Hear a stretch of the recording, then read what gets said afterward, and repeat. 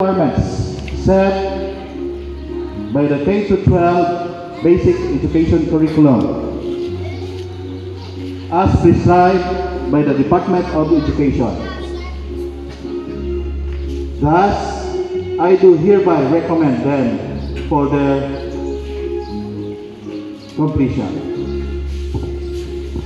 By virtue of the authority vested in me by the OIC Schools Division Superintendent, Mr. Michael L. Acoyong, CESO 6 of the Schools Division Office of Cabancalan City, and upon the recommendation of your Principal, Mr. Gilmer R. Española, that these 102 candidates for completion, 44 of whom are male and 58 are female, have satisfactorily completed the requirements of the K-12 Basic Education Curriculum for secondary as prescribed by the Department of Education.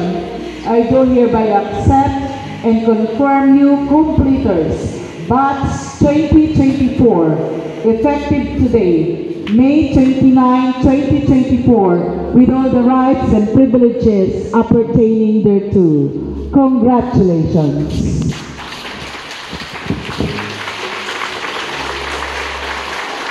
Certificate of recognition is given to